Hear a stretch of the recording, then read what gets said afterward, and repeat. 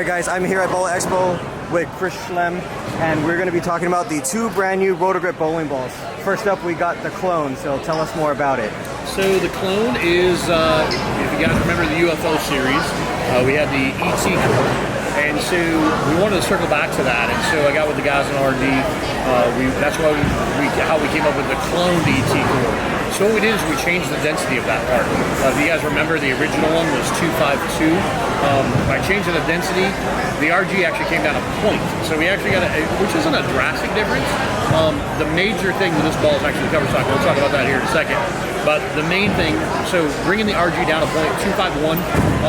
The thing I wanted to do was create a little bit more separation in the HP4. Because we've got the Gem, Exotic Gem, both at 247. Yeah. A lot of the Storm and the global ASINs are, we're in that 247 to kind of 248, or 246, 248 window. So getting something back, a little bit higher RG, so 251 helps carry it through the front. Like I said, the differential went up a little bit. The big thing is actually the OptiTrax cover stock. So it's a new solid cover stock formulation. A derivative, it's off the E-Trax Plus line. So it's a chemistry type, I guess it basically is a chemical enhancement, chemistry type deal. Not a, as opposed to when you take our bigger balls that have like the nano particles in it. So this makes it a cleaner cover. The focus of it was going back to making a solid that's shiny. If some of you remember, it's been a while. The last solid shiny big ball we had was Eternal Cell. Yep, and that's already been a hot minute ago.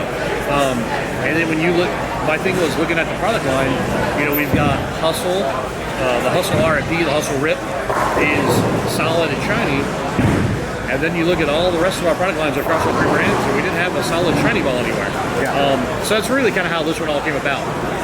Awesome. And I think so far, what everybody's seen, and it seemed to be a fan favorite to a lot of people. Well, both of them are actually really favorites, but they're like, of course, the tour guides, Kyle and Belmo were both like, so is this like the Alert? I'm like, quite like the Alert. Core numbers are the same, but the focus was getting to the solid material factory shine. Yep. So it gets down a lane, but maybe it's not as responsive as the UFO Alert, but it still sees it down there. Yeah. I think the big thing too is, like I've said countless times today, is just like as we age every day, so do lane panels. Yes. So the bowling surfaces you bowl on, a lot of them are really old and haven't been replaced, and they just get beat up every day. Yeah. I mean, we get beat up too every day as humans, but it's one of those deals that as we age each day, so do the lane surfaces. So there's more and more friction, not only in America but around the world actually. So that was kind of the idea, like I said, with having a Gem, Exotic Gem, getting something a little bit cleaner, creating some separation there in HP4, but then across our other brands too. So definitely a unique part for a high-end ball. Awesome. Would you say that the cover stock on the clone is a little bit weaker than the Gem line? Oh, for sure. Yeah. Okay. Like I said, with OptiTrax being a derivative off of E-Trax Plus, where there was no particle additives into it. So it's just above like an idle cover. Still less, because the less. Idol actually had Microtrax on it. Oh, okay. Which is 100, the fully loaded nanoparticles. Yeah. Exotic Gem, Gem's fully loaded with solid, and then the Exotic Gem is fully loaded in a pearl. Got it. So, but then like that cover carried over to the Duo. Yeah. Because we didn't have anything else. Yeah. Like it. I mean, the kind of thing like that had some nanoparticles in a pearl cover was the original Zen, which we still make and sell. Yes. But I'm like, we probably need some more parts for that cover on. Yeah. So, but anyway, so this is actually closer to, this is a cleaner, it's a base reactive, kind of a base reactive material. Got it. No additive, like I said, no particles, not a 50% load, not a 100% load. So, okay. Cleaner. Makes sense. All right, so now we're going to get into the Tour Dynam-x. So tell us more about that. So this has been a work in progress for a while. As we've gone through time, and as many folks know, like we take like the IQ Tour has been a staple in the Storm line for a really long time. The Roto Grip side, we've had some balls that qualify probably to that. Probably the most recent one was probably like an Idol, but unfortunately, not all balls can survive. It's all about sales numbers, and the Idol is unique. It did its deal. Again, like I mentioned, it was micro track. So, but the main focus was getting a tour type ball. But I wanted something that was with the tour in mind to create that tour player's ball, but at the same time having the versatility of anybody, no matter how you throw it, can use it. Kind of like the deal down the UC3 path. Okay. I've always kind of led the way in urethane. If you remember back, the Hot Cell was the first asymmetrical urethane ball. Yes.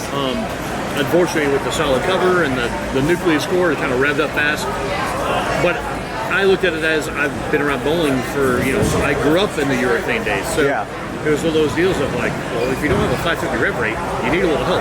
Yeah. And so the mindset, kind of the same thing in the tour player's ball with Tour Dynam-x, was, well, IQ Tour is good, but unfortunately on some patterns with the lower diff, it doesn't quite do the right thing. I shouldn't say it doesn't do the right thing.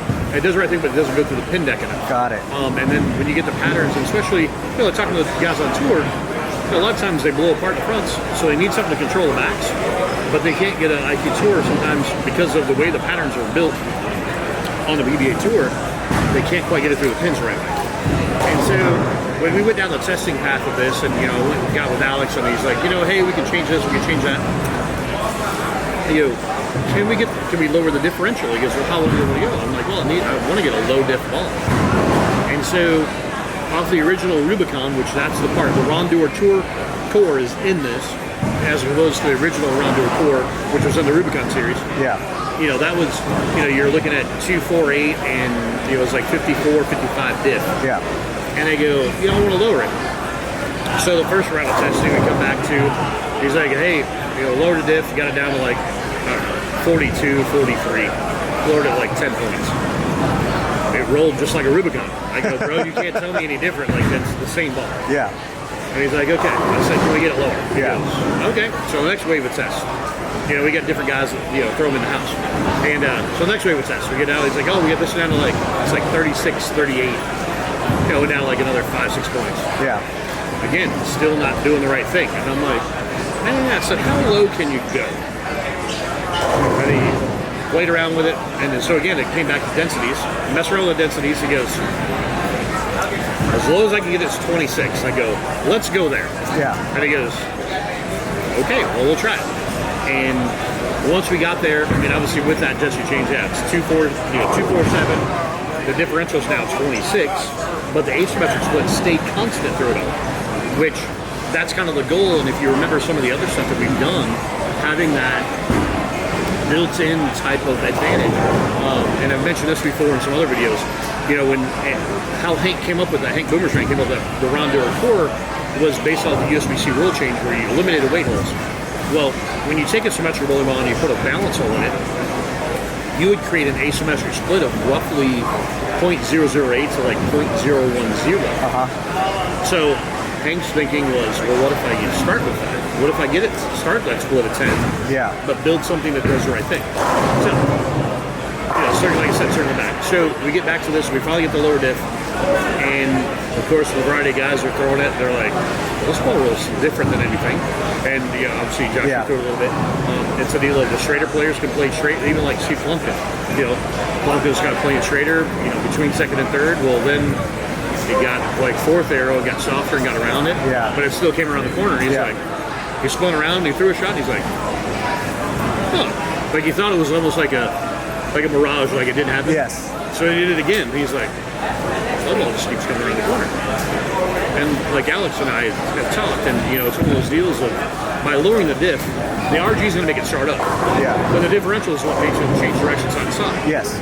So bringing that closer into more of a center position, you eliminate the big change direction, so you get more of a constant continuation. Yes. And then that little bit of split, the 10 split, helps it just get to the pins. Just kind of keep going through the pins. Yeah. And so then we got to we actually did extended testing once we got to that, because it's like the guys that had bigger hands loved it. Yeah. Like, can we get some straight players? So we had like Matt Martin, throws it with a straighter. We had Brooke Carroll, Alex's fiance, who throws it straight, wears a glove. She can play six with it. Yeah. It just rolled it right around the pattern. And then, for heavier patterns, you can sand it, and it still picked up and did the same thing. And then, Matt, who's kind of a tweener, doesn't have a lot of rev rate, plays around second arrow. Yeah. He threw it there, and then once it kind of opened up, he moved in like 5 or 6 boards. He's like, I never play this deep. But it still did the same thing every time.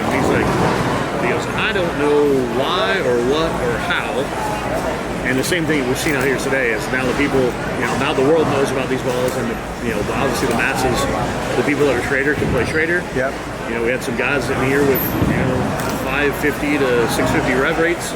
They get sap all over it, and it does the same thing every time. Yeah, it looked really good for those two-handers. And the two-handers love it, and that's the first thing. Kyle threw about 3 shots, and he goes, I will be using this on the fresh, because you think about the patterns where that's freshly stripped, the ball wants to come off the pattern and check mark off of it. Exactly. Well, that's going to blend that out without having to, a lot of times we see those guys use urethane on TV. Yes. And it's not because they're, well, in essence, they're kind of getting forced to, because the balls want to overreact off the deal, and they use that for control. Yes. So that was, again, coming back to that mindset of let's build something with control in it. Yeah. Yeah, low RG, low diff with mild asymmetry. Nothing we've ever built before, and now that we've got it, everybody's like, well, hey, this is kind of cool. Yeah. This is something. It's different. Something different. So that was really the mindset behind it. So. Got it. Well, thank you for your time. Absolutely. And we'll see you again. Thanks, man. Absolutely. Thank you.